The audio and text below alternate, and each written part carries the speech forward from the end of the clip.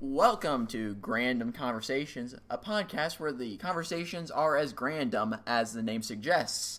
I'm your host, Ben, and joined as I am always by the Shawn Michaels to my Triple H, Granville. Hello, everybody. Well, first off on this podcast, I'd like to thank all the listeners out there who supported our first episode. We've already recorded this one time, but we are trying this a second time.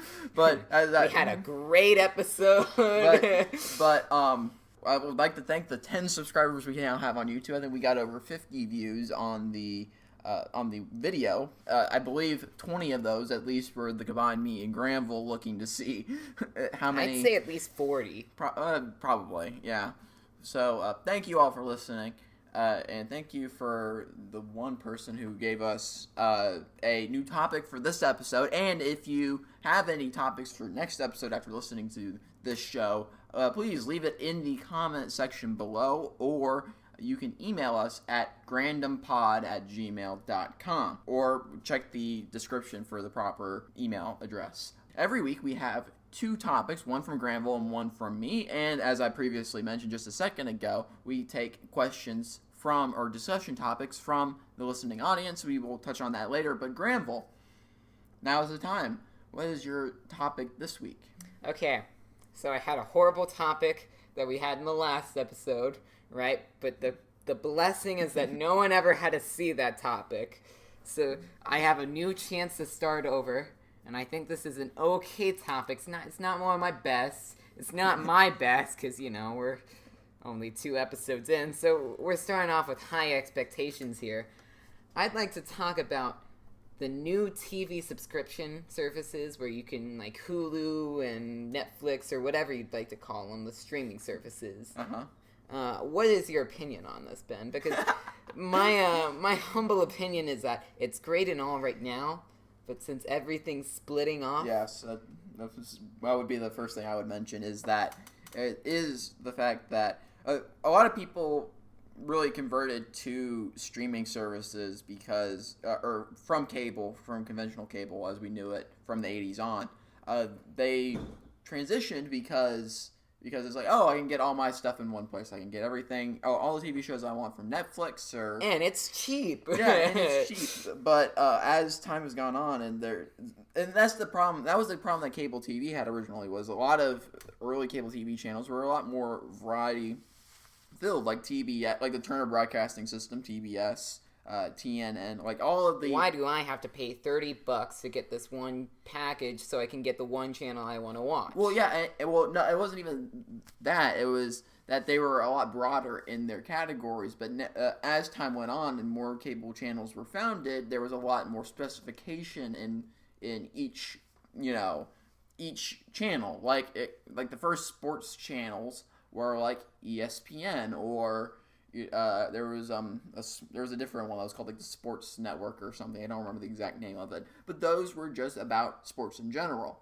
And you had like MTV, which was music television, and there was all these little different channels. A&E was arts and entertainment. I believe that's what A&E stands for.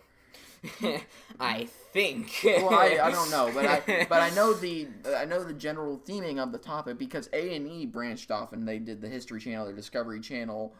Right. ESPN does ESPN2, ESPN Classic, ESPN News, and as time went on, a lot of channels became more specialized, like how now there's a golf channel, there's the Major League Baseball channel, there's NASCAR channel, or Speed TV, or whatever it's called, and there's the Disney Channel, the Nickelodeon, Nick Jr., Disney XD, Cartoon Network I think 2. we get the gist of it. Yeah, but each of these has different format and programming that's specifically derived to one person. I believe that we are getting the reflection of this in modern subscription services, because now, like, you get things like there's one that I always look at that I always think about getting.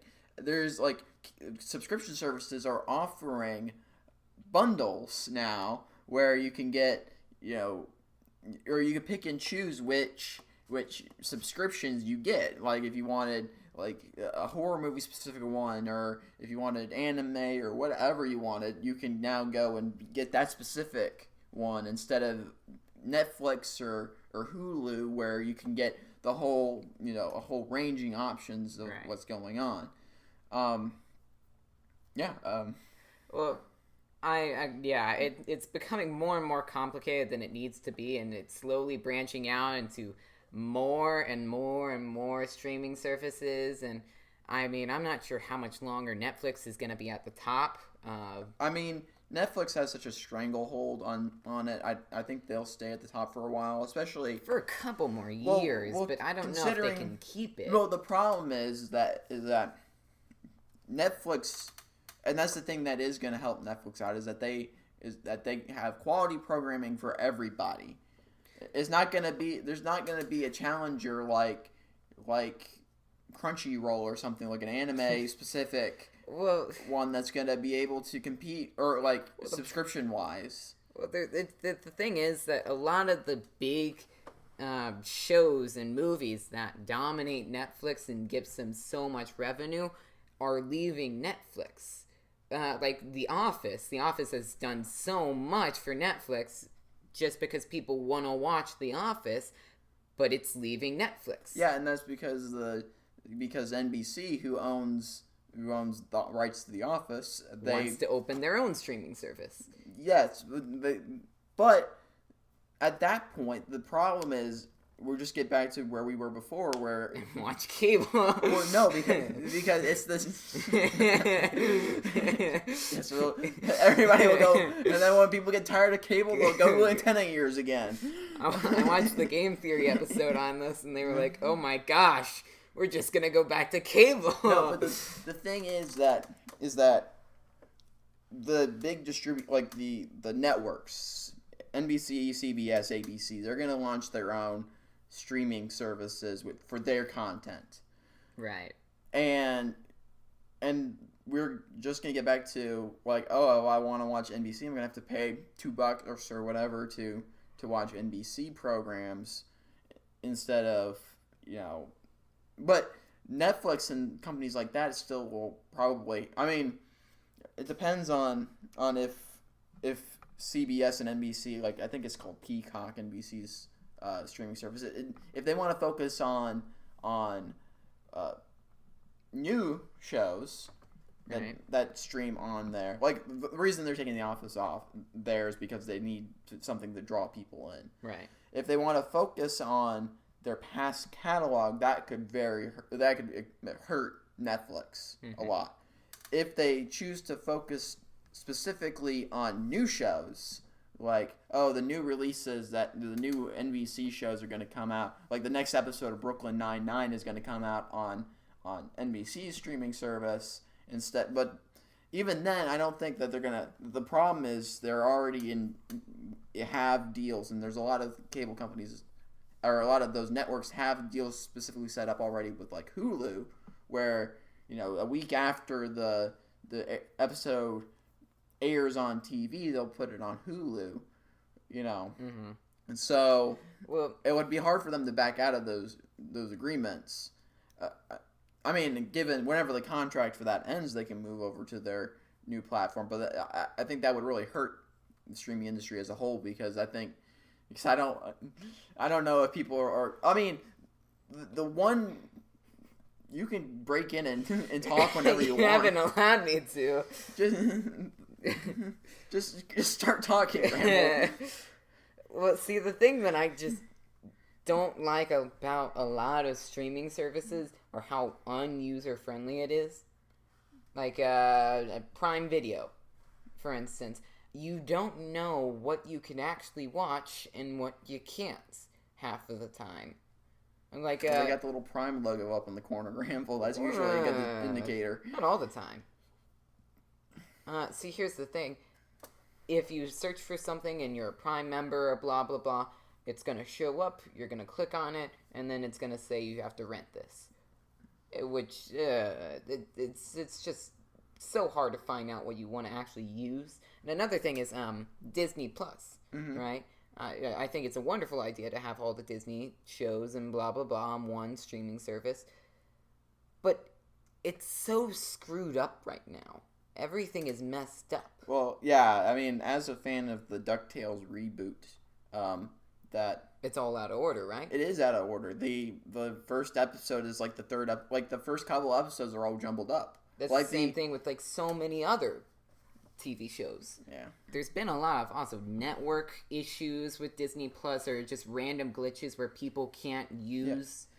Yeah. Mm-hmm. But the one thing that I do like, and like if we're gonna eventually go to the thing where get to the point where we have to spend $80 in subscriptions instead of $80 in cable bills, I think the thing that I like, the one thing that is better about streaming as opposed to conventional cable. Watch it when you want. Exactly. It's the instant access of the program, especially the availability. Especially as millennials, we don't like waiting for things. No. if NBC were to say, "Hey, we're dropping this new show," and it's all coming out today, especially if it's like a drama or something, if NBC, or I don't know who put out The West Wing, but if they did like some kind of like remake of The West Wing or something, right, and they had a continuing storyline, there's probably a better show to use as an example of this than The West Thing, but or like Dallas, Dallas, yeah, you had the whole story about who shot JR. Like the Dallas was for those of you who don't know the show Dallas, it was basically a primetime soap opera of the 1980s. There was a continuing storyline that went from episode to episode to episode. And if you were innocent, I think they did do a reboot of Dallas, or they did a continuation. Fairly certain they did. Recently. But if you have a program like that, where the episodes are like Breaking Bad or whatever, the Mad Men, I don't know, that the episodes go chronologically and you get sucked into the story, it's almost better, and I think it creates more hype for the show if you are able to stream it all, if you binge watch it, basically. There is a bit about being able to, or building the suspense. Like, I gotta say, I do hate waiting, though. Yeah, I mean, like, but absence does make the heart grow fonder. It does. But it's what makes me want to watch it. But the problem is, sometimes I completely forget about when this next episode's gonna get released. I'm too busy in the rest of my week, so I completely forget that, there's a new episode out. Mm-hmm. Yeah, but yeah, I mean but being able to do it on a streaming service gives you the option to pick either or. Yeah. So if the creative mind behind this says Aaron Sorkin or whoever is like, I want this show to be released week after week after week to build up the suspense or tension or whatever right. Or if he goes, no, I want people to experience the whole story now. This is television, but it's a contained story. It's a long form story that I want, everybody to get it all at once. Like, whatchamacallit? What was the show? Stranger Things.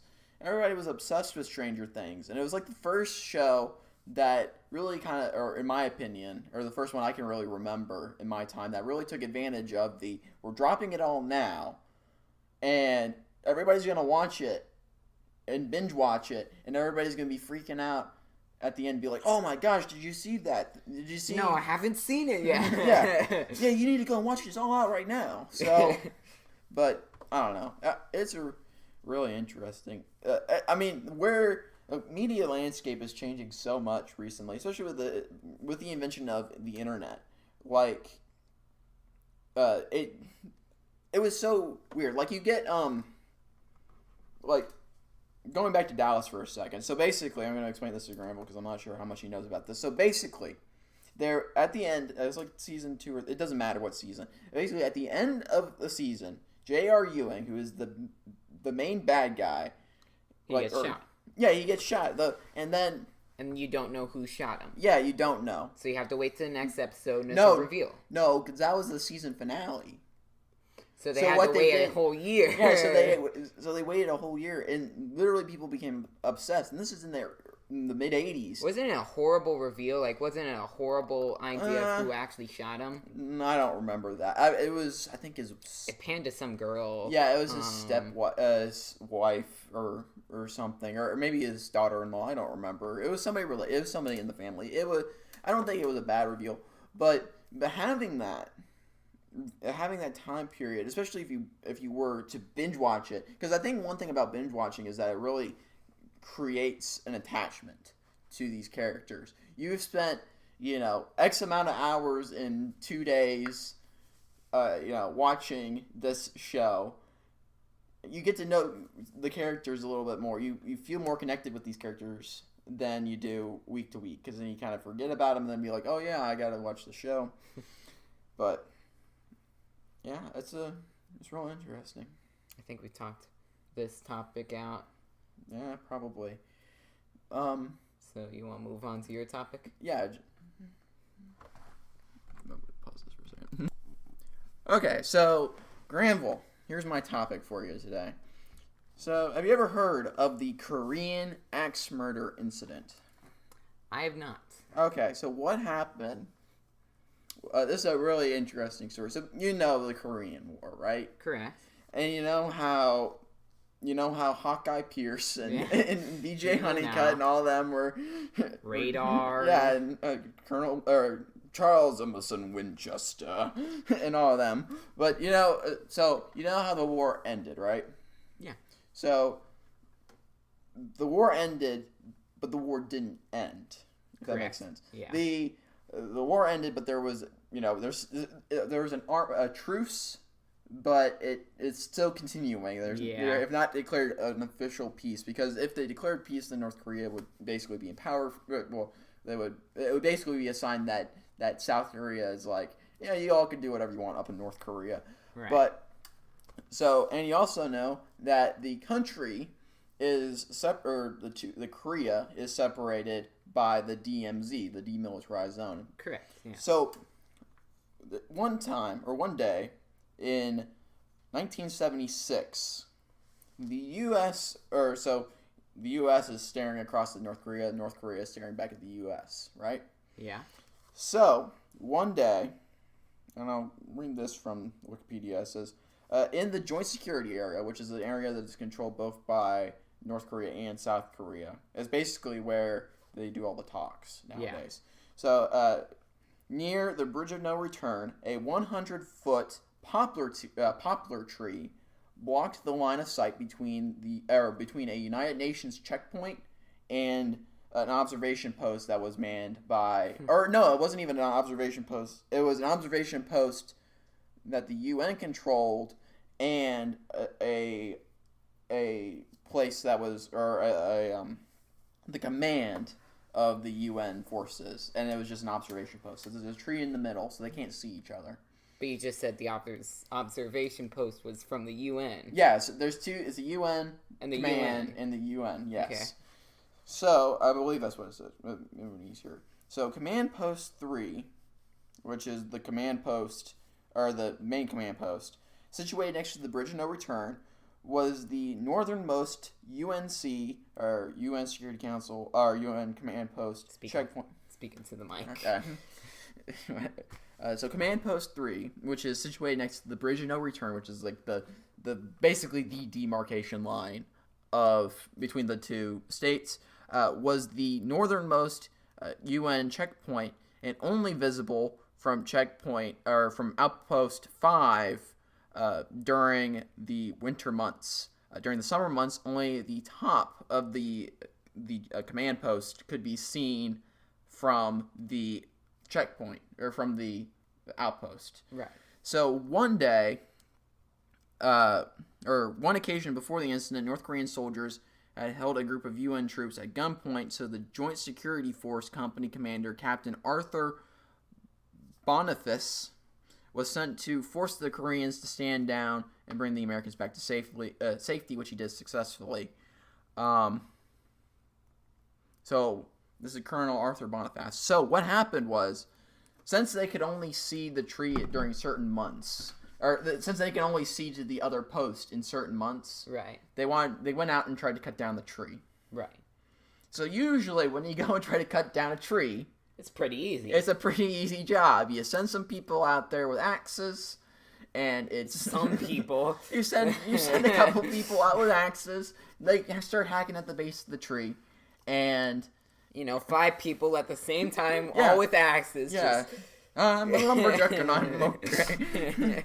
But so they all, so the U.S. says, okay, we're gonna cut down this tree so we can be able to see our checkpoint over there. Right.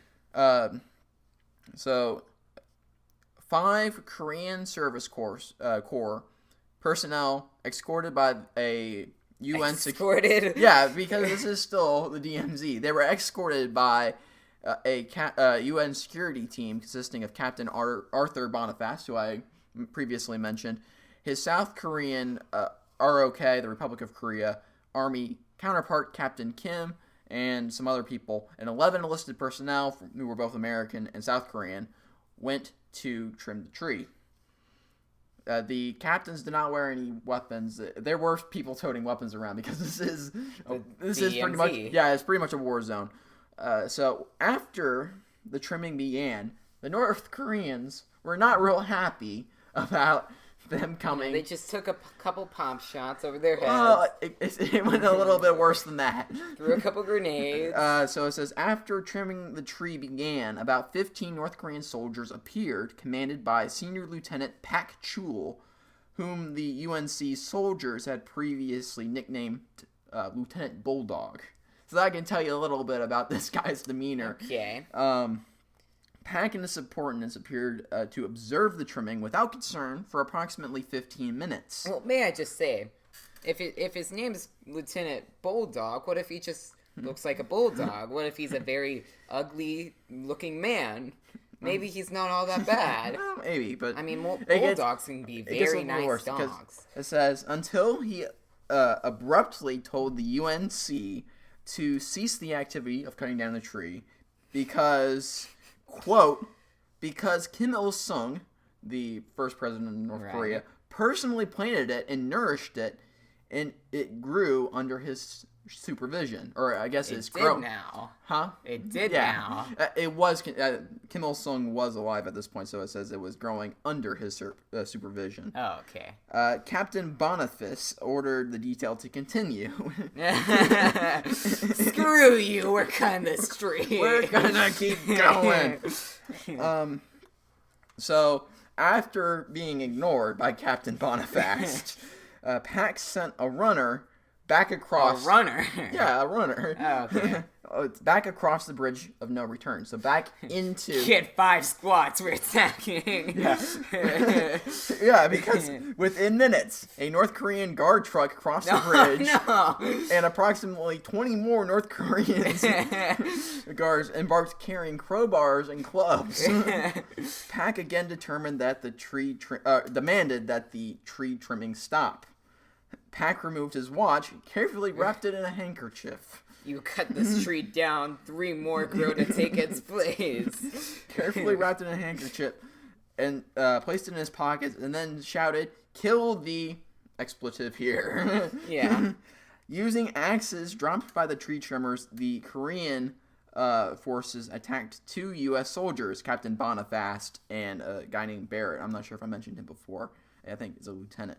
Wounding all but 1 of the UNC guards. When Boniface was knocked down, unfortunately, Captain Boniface would perish in this instant, and a couple others did too. So, rest in peace, fellows. They really like that tree. Yeah, and this went on. UNC force did, however, observe the North Korean guards at checkpoint, or the North Korean outpost number 8, along with the UNC emergency egress road, exhibiting strange behavior in that one guard would take an axe and go down into the depression for a couple minutes and then would come back up and hand the axe to another guard that would repeat the process because Captain or Colonel Barrett or whoever it was ended up... I swore by my life I'd cut this tree down. Yeah, he ended up in this ditch. And so, this went on for approximately 90 minutes. Until this one big tree. No, this is the guys. This is them pulling a Julius Caesar and like, everybody's gonna have a go at this guy. It was one for 90 minutes until they were informed that Barrett was missing, and then they were like, "Oh, that's where he is." A search and rescue squad was quickly dispatched and found that Barrett had been attacked with the axe by the North Koreans. Barrett was recovered and transferred to a hospital, but he died during the journey. So, the reaction to this, as you can tell, the North Koreans killing several people over trimming a tree, is completely justified. Again, I apologize. I'm a nature lover. I apologize for making... It's not funny that these men died. No, but I'm just... But the situation that led into this is...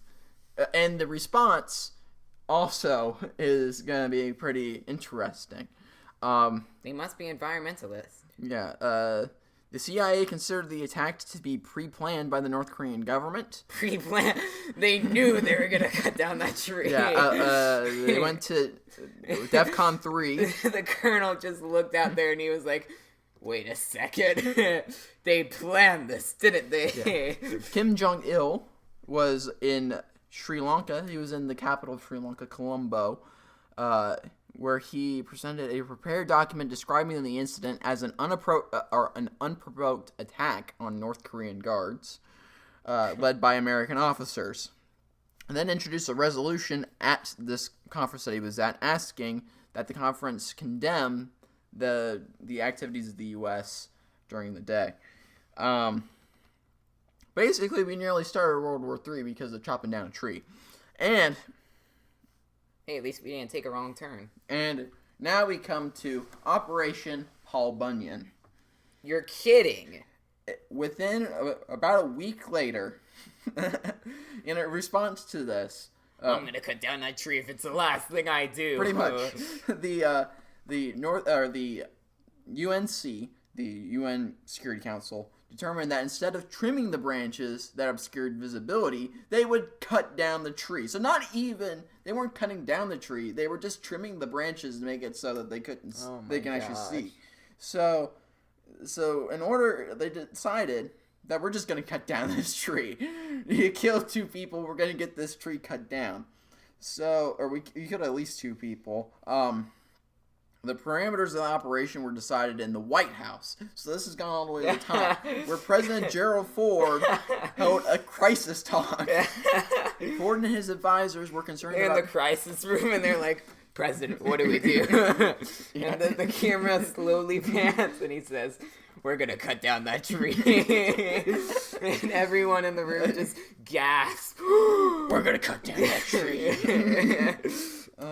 Ford and his advisors were concerned about making a show of strength to chasten North Korea, but doing it without causing further escalation. Wait, how is this not supposed... They were just trimming branches before and they killed a couple people. What do you think cutting down a tree is gonna do? So the operation, which we already said it was named Operation Paul Bunyan, named after the mythical lumberjack. So he's real. Okay. I can believe. It was planned after 2 days by General Richard G. Stilwell and his advisors at the UNC headquarters in Seoul. So here are the forces involved. So Operation Paul Bunyan was carried out on August 21st. That's a week after the initial incident, or actually 3 days after the incident, excuse me. A convoy of 23 American and South Korean vehicles, Task Force Viera. 23? Yeah. Drove into the... Did they blow up the tree? They drove into the joint security area without any warning to the North Koreans, who had one observation post manned at that hour. In the vehicles were 2 8-man teams of military engineers, equipped with chainsaws to cut down the tree. These teams were accompanied by 2 30-man security platoons from the Joint Security Forces, who were armed with pistols and axe handles. The first platoon secured the northern entrance to the JSA, Concurrently, a team from B Company, commanded by Captain Walter Shearfield, I can't pronounce names, I'm sorry.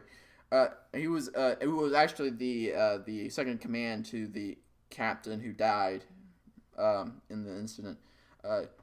He activated the detonation sensors for charges on Freedom Bridge and had a 165 millimeter main gun of the M728 combat engineering vehicle aimed at mid-spawn to ensure that the bridge would fall if it needed to be destroyed. So basically, we're gonna blow up this. If the North Koreans start coming at us again, we're gonna blow up the bridge.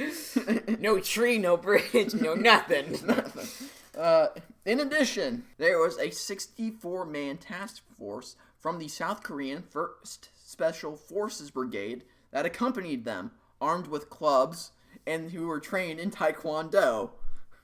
You know, just as you do. Yeah. However, once they parked their trucks near the bridge of no return, they started throwing out the sandbags that had lined the truck bottoms and started handing out M16 rifles and M79 grenade launchers. Just in case they swim across the river once we blow up the bridge. In addition, a U.S. infantry company in 20 utility helicopters. What do you mean? They...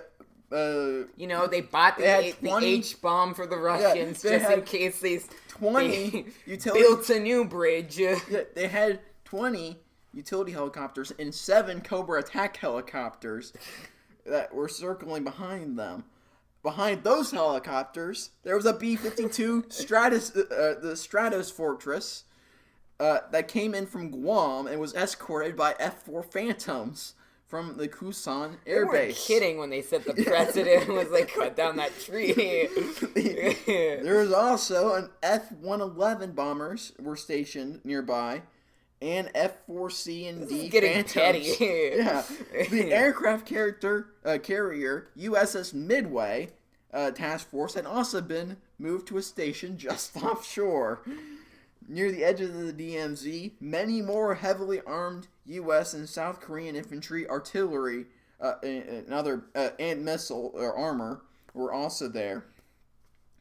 Altogether, the task force to cut down this one tree numbered 813 men. Amazing. Okay. Amazing. So here's how the operation went. So the convoy teams, they went out, they got into their positions. They did some recon earlier. They left their vehicles once the convoy arrived, immediately started cutting down the tree while standing on the roof of their truck, while the second platoon truck was also positioned to block the bridge of no return.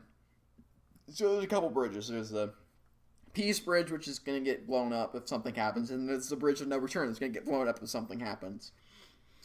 The remainder of the task force dispersed to their assigned areas around the tree and assumed their roles of guarding the engineers.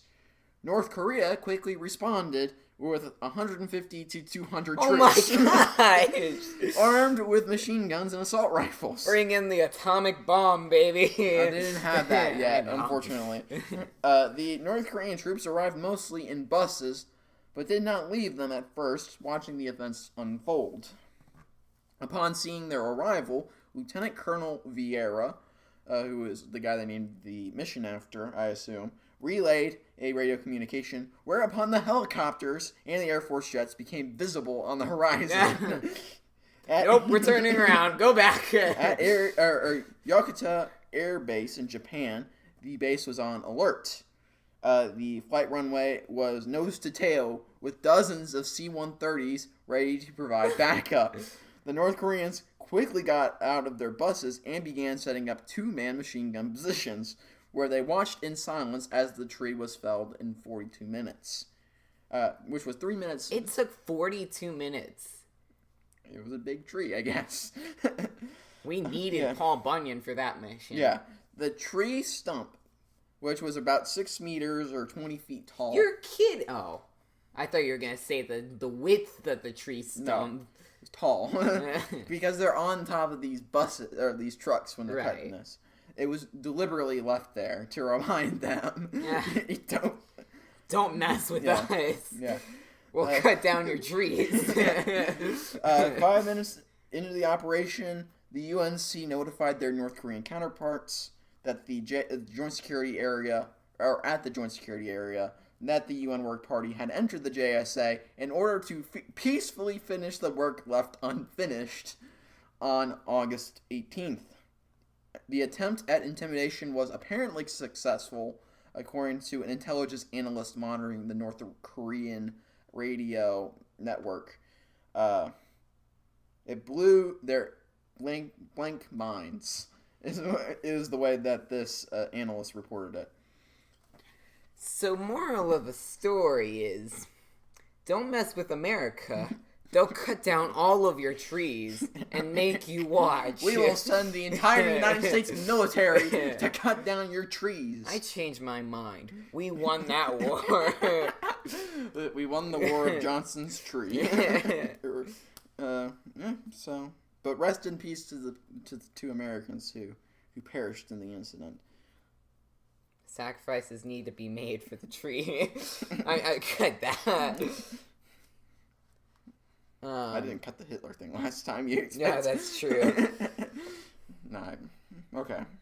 So, with that amazing story out of the way, I believe that makes us move on to our guest segment. Or our guest topic segment. I wish we had guests, but we're very lonely out here in our garage. Yes, very lonely. So with that, we will turn our attention, I guess, to the audience questions. So, Granville, what questions do we have from the audience this week? So our first question, or topics, I should say, not really questions. Not question, would be from our own sister Sarah, our own flesh and blood, who wants us to talk a little bit about the animal food chain. Now, I was actually reading I was on Instagram, and they had the comic Foxtrot? The comic Foxtrot? Yeah. I've never heard of that. It's a newspaper comic. But the joke in that was that, so the picture shows it's a, I believe it was, how did it go? It was like a fish, then it was a bear, gummy bear, then a gummy fish, which was a little bit bigger, and a gummy worm, which was really big. It was like, and then the kid who was like, is looking at it, he was like big science guy. He's like, I think the food chain works in reverse for the gummy universe. That may be true. He's got a point. I gotta say, he's got a point. Because the bear eats the fish, and then the fish was bigger, so it would eat the... Yeah. and what about gummy snakes, or whatever they're called? Gummy worms. Yeah, the gummy worm is the biggest. So, boom, envelop, it's now a snake. Yeah, exactly. So... Okay, I have two other topics while we're at it. Wait, let's finish this up. What is the most dangerous game, Granville? Well, okay, I'll tell you this, alright? I'm going to give you my lowest, I'm going to give you a mid-card, and then I'm going to tell you the most dangerous game. Uh-huh. Right. I'd say, are we saying animals? I don't care. Well, I mean, the easiest thing to kill is probably a bug, right? Depends on what kind of bug it is. I think if it's just a small, quaint little ant, then Snap, or not Snap, Crunch, or whatever. Snap, crack, and pop. Just grab a magnifying glass. I'm not a jerk, by the way. I never did that. Justice for ants. Rights for ants. Ants deserve the vote. My mid-card... Do ants get to vote for the queen? No, they don't. Suffrage for ants. Absolute monarchy is not the way to go. That's why, as an American, you can't have the monarchy. Exactly. Ants are true... No, they're not, because they have an absolute monarchy. They're the opposite of Americans. You suck, ants. Get out of here, ants. Screw your rights. Moving on. So you're mid-tier. My mid-tier. I don't know. I'd say a lemur. Lemur. They're agile, aren't they? Yes, they. I mean, yeah. A monkey. But that's pretty convenient because my most dangerous game is lions. It's not lions. You know why? The most dangerous game is man. That's a lot of work for no punchline. Shut up. You could have said the most dangerous game is lions. What do you... Aliens, Granville. Aliens? Yeah, have you not watched Predator? What about E.T.? I could be E.T. They tried to kill E.T. He lived. I could be E.T. in a wrestling match. I don't care if you can beat him in a wrestling match. He had the magic finger. Dude. I did. He brought a kid back to life. He's not gonna bring himself back to life. He did. He did? Yes. Oh, I need to watch E.T. He did because E.T. was like getting sick because I guess he wasn't adjusting to Earth or whatever, and then like, well, boom! I'll just get him when he's weak. Burn him. If I just burn him when he's dead, he can make things fly. But if he's dead, he's not momentarily. he wasn't. I don't know if he was dead. E.T., but give me a phone call. We'll figure this out. Book it with my manager. Let's have a fight. We'll be entering this corner for the World Heavyweight Championship, weighing in at maybe 100 pounds soaking wet. It's Granville. Yeah! Yeah! And entering this corner, he is an alien from some unspecified planet. He is friends with 1980s kids and likes Reese's Pieces, the current World Heavyweight Champion. It's E.T. E.T. Phone home. Okay, guys, I want a clean fight. Nothing below the waist. This is the point where I'd spit in the referee's face and then punch E.T. I'm a dirty fighter, but it works. Ding, ding. Get this match underway, ref. No, you're out of here. You're just DQ'd. What just happened? Don't. I did hear one person say once that animals are ruthless. If you ever went into like an octagon match with an animal, there's no such thing as fair play with an animal. Yeah, exactly. Like he would say that everything down to a squirrel would kick your butt. Like it would just like. Oh, a squirrel would. Yeah, I'm generally. Like, I'm terrified. actually, I'm not terrified. I was terrified of squirrels for the longest time. Because someone told me that squirrels can easily maul your face when I was like 5. And then from that day, I became terrified of squirrels. But, yeah, I mean, the E.T. would... Okay, Granville. Of all the movie aliens there are, which one do you think you could take in a fight? Well, I mean, as we discussed earlier, E.T., but... You could not take E.T. in a fight. I can take E.T. No, you couldn't. I'd snap his finger off. He's got magic healing powers! Okay, I'd snap his next finger off. You get a... I'll poke his eye out. You get the Hydra... He's got huge eyes. You get a Hydra situation... Or what was the Greek monster? You cut one head off and then it two grows back. More. Yeah, I don't think that was a Hydra, but yeah, you get a Hydra situation where every time you break off one of E.T.'s fingers, it gets two more. He phones all the homes now. But, anyway, which one could you fight, Granville? Okay, listen. Come on, use your big brain, Granville. I can't take Predator. Yeah. Predator's no bueno. Alien, no. What about a fun alien? I don't know any fun aliens. What about Meep from Phineas and Ferb? I could take Meep from Phineas and Ferb. As long as he doesn't shoot his cute rays at me or whatever those are. Could you take a Jawa, Granville? A Jawa? Or not a Jawa. That's not what I wanted. I meant No. Ewok. Yeah. Could you take an Ewok? I could definitely take an Ewok. You are Stormtrooper well If level we up walk fighting. into it with our bare fists, it's going down. It's going down.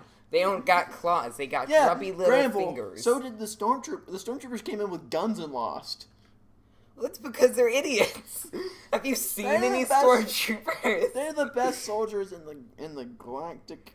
Oh my gosh! Have you ever watched a little movie called Rogue One? Okay, those stormtroopers were okay. Because that's more in line with how stormtroopers are in canon than what. Instead of the actual original movies, Yeah, where they bump heads when they go through doors. Okay, that was an editing mistake. But like, if you watch the first two movies, like besides the whole, they can't shoot the main character. The main character's got plot armor, but besides that, they're killers.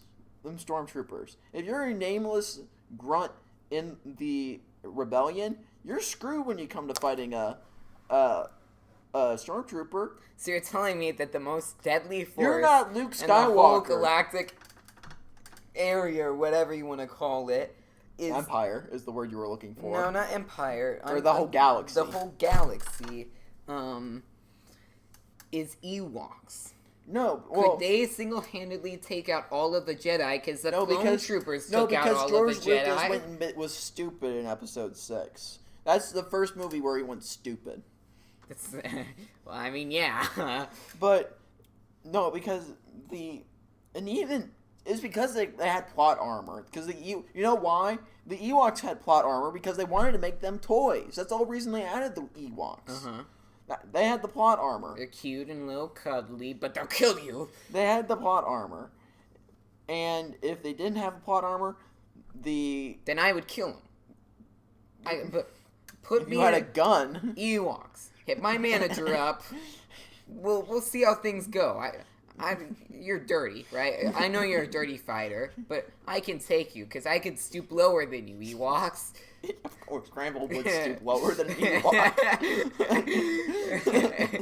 You think you're good, huh? You think you're good, chump? I'm gonna bite your nails off. I'm gonna bite your little cute fuzzy nose off. I'm gonna bite their ears off. Call me Mike Tyson because I'll destroy them. Could you take Mac from Mac and Me? Mac and Me. Have you not heard of Mac and Me? Have you never heard of Mac and Me? I've heard of it. I don't know what the alien looks like. Let me look it up. It's like a creepier version of. Oh my goodness. Well, the first thing I would do is go for the eyes. When you got huge bubbly eyes that are always dripping from what it looks like, I'm gonna go. I mean, it looks like it's blind. Right? It acts like it's blind, if I remember the movie correctly. I mean, the second thing is, why is its cheeks always blown up? Because it was supposed to be cute. It was a knockoff of E.T. I mean, neither were cute. No. I heard some podcast I was listening to, or some YouTube video I was watching. Somebody was saying that they were deeply afraid as a kid of E.T. I'm pretty sure most kids were, honestly. I mean, well, I watched E.T. when I was older, but I don't know. I probably would have been a little creeped out by E.T. at first. But, okay. So, what's the next topic, Ramble? The next topic. Brown is secretly just a dark orange. Oh, somebody's watched the Technology Connections video on that? Who was that? Oh, well, first, who was the person who gave... Oh, wait, we were talking about... We told Sarah. It was Sarah. Okay, so who's this person who has watched the Technology Connections video? It was Charles. Of course it was. So... Well, did you know... What is it? There's some... I think there's a color. Violet is not actually a color. Well, yeah. Because it's the same thing with brown. Brown is, for those of you who did not watch, go watch Technology Connections. That's a great YouTube channel. And it's like Oh, he had a 5-part series on this old or an old media thing, like Laserdisc, right? Yeah. Well, basically, RCA, right? Yeah. RCA was a huge technology corporation back in like the. I say yes, and he proceeds to explain. Well, I know you know that RCA is a company. RCA was like the biggest technology company, like for a long time, and they created a thing called the CED. It was basically like the Laserdisc, but it was worse. And he had like a 5-part, basically a documentary series on this thing. It was on why it was so bad. The first 2 parts were about why it was bad. The last 3 parts were him telling the story. These are like 20-minute videos. Were him telling the story of how they screwed it up so bad, because they started working on it in like 1960, like the early 60s, and they came out with it in like 1983. Yeah. So it was him telling the story of how they screwed up so royally. Yeah, it sounds like it. But if you want to see that, go watch that video. If you want to know more about that, go watch the video. But yeah, basically the way brown works is that there is no such thing as brown on like the color spectrum. Brown is it's a gap. Yeah, well, brown is based off of as our brains interpreting a dark shade of orange in certain situations. Right. It's a gap between the actual the light waves, and so the brain wants to fill up that gap with some sort of thing, so they create this color, right? Well, it's not that. No, because the absence of light waves is just darkness. Well, no, it's not that. It's the point to where we can't perceive that light wave. It's not that either. No? No, because there is a light wave for brown, but if you put it in context with everything, like all of the colors, like on a color spectrum, like there's at no point you go, oh, that's brown there, like you do, oh, that's red, that's green, that's blue. So it doesn't exist on the color spectrum. It doesn't exist on the color spectrum. Brown exists as a construct of our minds when we see dark orange in certain situations. Huh. Like the way he did it in the video one way he showed it in the video was he had, I don't remember exactly the exact way it worked, but it was one brown on a black background. Right. Okay, and the guy was like, look, this is, like, you can see here, it's brown, right? Then he changed the background to white, and the color looks like it changed. Or no, it's the other way around. It was black, and it looked like orange, because it was darker surrounding it. Okay. So it looks like orange. But and then so he changed the white, yeah, and then it looks like brown, because it looks darker in comparison to the outside. And that's actually the way that black works on monitors. Is there's still light coming from the monitor, but it's darker than what surrounds it. So that makes it have the appearance in our minds that it's black, when it's actually, because black is the absence of light. If light doesn't reflect off of something, then it looks black. Right. But there's light showing from the monitor, because they can't just turn off a specific pixel for black. Polarizer filter. No, it's not even that. It's just that. From what I understand, what they do is they just shut that. What's it called? Just one specific pixel. Yeah. No, it's not how it works, or not on most monitors. Like, there's some that might do it like that, and they might make a. I'm fairly certain that's how they do that. Not on this one, not on this monitor that we're looking at, because this is a dumb monitor. It's been a while since I learned this, but the polarizer filter has little sheets where you can look through, and it'll reflect the color based on what flaps down.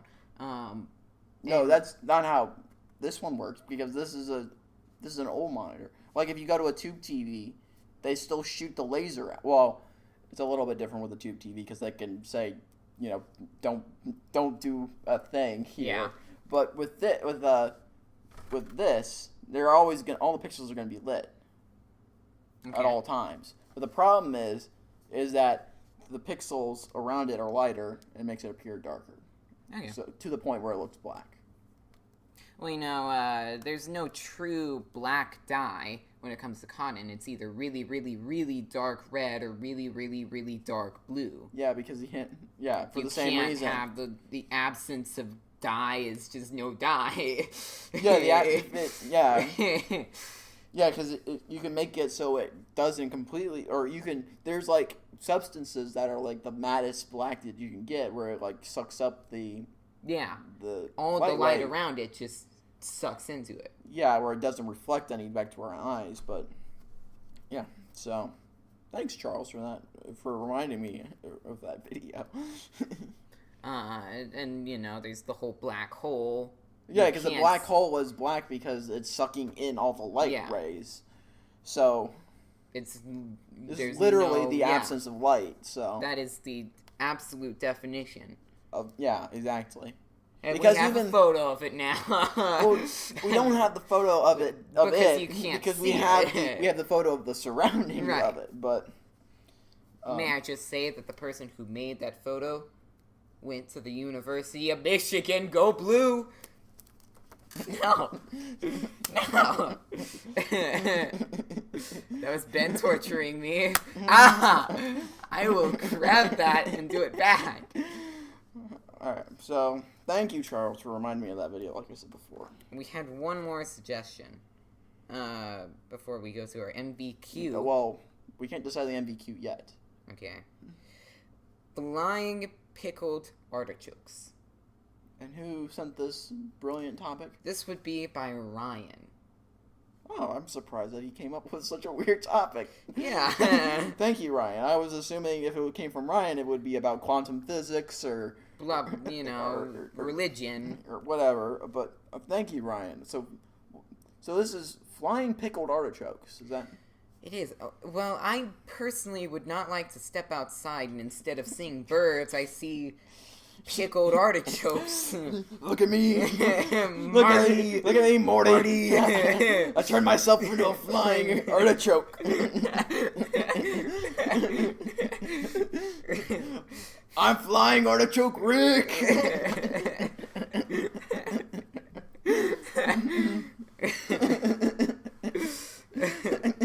I'm gonna end that there. So moving on to our next question. Thank you, Ryan, by the way. Thank you, Ryan.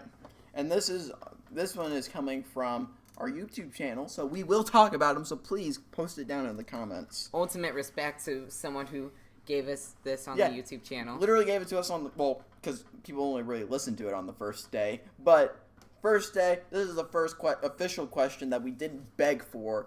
So, boom. So thank you to Roy. Thank you, Roy boy. Thank you, Roy. All right. So his topic is PewDiePie. PewDiePie. What's up, gamers? I don't really follow PewDiePie too much. I do. I follow. Well, my Thelina is a huge PewDiePie fan. My roommate Thelina. Good. I respect you even more. Anyway, I kept up. I subscribed to PewDiePie during the whole T-Series battle. I did the Great War. I did my part, but I don't really follow PewDiePie. I think I subscribed to like 60 million or so. I always thought PewDiePie was weird, and then I actually watched his video, and I was like, oh, this isn't that bad. Yeah, I still think he's kind of weird. Oh, yeah. I mean, all the time. I'm just not sorry, Thelina, but I'm just not a huge fan of his comedy. Okay, Ben, look at me. Slap! Okay, now we can move on. I'm just not a huge fan of his style. See, there are different PewDiePies you get to see. He's a man of multiple personalities. Mm-hmm. There's serious PewDiePie, and there's sarcastic PewDiePie, who several people don't typically understand that he's being sarcastic, which kind of goes against the rules of sarcasm. What do you mean it goes that he can't actually get his sarcasm to the point where people actually understand sarcasm? I struggle with people who don't know how to get the point across that they're being sarcastic. For the longest time, my best friend always was super sarcastic, but you never knew when he was sarcastic. He just would say the meanest things ever. But he never meant any of it. Shame on him. Shame on him. Yeah. Thank you, Joe. Sorry. But PewDiePie, he likes to say these really outrageous, completely intolerable things, but he doesn't mean any of it.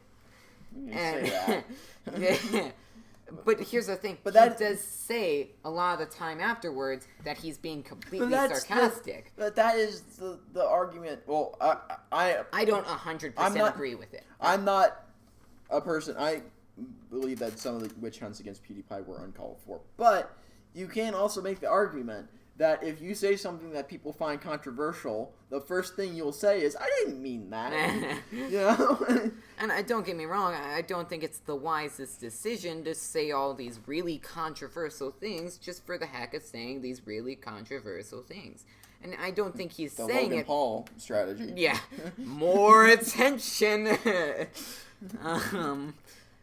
But I just think that, you know...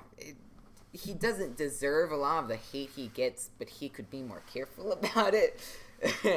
But don't get me wrong, I love PewDiePie's content, and I watch basically everything he uploads now. I mean, every now and then there's still the really weird stuff that I don't watch, because his Half-Life Alyx playthrough was super weird. I could not get into it. No. There were some really funny things, but most of the time he would just go rambling. Like it's like he started playing the game drunk. I don't really have much to say about PewDiePie. Well, folks, at that, we're going to have to draw the show to a close. But before we do that, we have to determine our new awards that we are giving to the question of the week. We have the most valuable question award, the MVQ. And we've discussed, well, we talked about it a little bit. So, Granville, who do you think should get the MVQ this week? Okay. Well, I'm going to personally give this one to Roy, because I gotta say, I love the suggestion of PewDiePie. Thank you, Roy. But also, he's the first person to ever actually give us a topic. Yeah, I think my MVQ, there is definitely an honorable mention to Roy for being the first official, so thank you, Roy, for that again.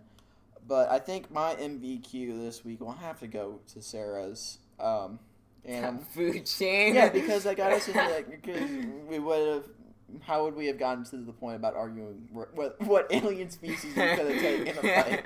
I mean, come on. I'm definitely going to just... E.T. does not stand a chance against me. But with that, I think we'll have to draw this podcast to a close. Thank you all for listening. Once again, I encourage you, if you have a topic that you want us to talk about and you want to become the MVQ or AMVQ next week. Wait, sorry. Define the second acronym. Or MVQ. MVQ. Yeah. Did you say NAVQ? I don't know. If you want to be next week's MVQ, please post a comment down below in the comment section or email us. Thank you all so much for listening. And may I just say, if we ever do have a boxing match between me and E.T., we may want to have a draw. Just so we can come back later, a couple months, hype it up, maybe encounter each other a couple times in public. Postpone it, and then have them fight a couple months after we postpone it. Feuding with E.T. Yeah. We could have undercard fights. We got Conor McGregor over here. No, we got Logan Paul and KSI over here.